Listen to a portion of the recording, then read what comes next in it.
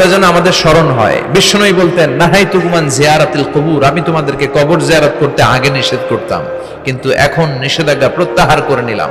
এখন সব সময় তোমরা কবরের সামনে যাবা আর জিয়ারত করবা। কবরস্থানে জানতো বড়ুয়া কৃষ্ণপুরের এই গ্রামের কবরস্থান আছে কোন দিকে? পূর্ব দিকে আছে, গোখরার জলের ওদিকে। যান আপনারা, একটু যাবেন, একটু গেলে আখিরাতের কথাটা স্মরণ হবে। ওখানে ছোট শিশুরা শুয়ে আছে, কিশোর যুবকরা আছে, আপনার মতো তাগড়া যুবক মুরব্বীরা আছে।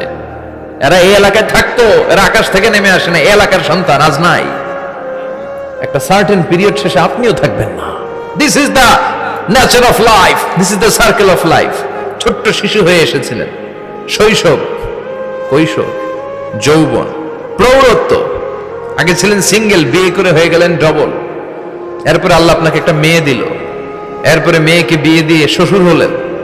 আপনি যদি আমার চ্যানেলটি নতুন হয়ে থাকেন তাহলে ভিডিওটিতে একটি লাইক করে চ্যানেলটি অবশ্যই সাবস্ক্রাইব করবেন আর নোটিফিকেশনটা অন করে ওয়াল করে রাখবেন, যাতে করে নতুন নতুন ভিডিও আপডেট দিতে পারি আর আপনারা সবাই দেখতে পারবেন।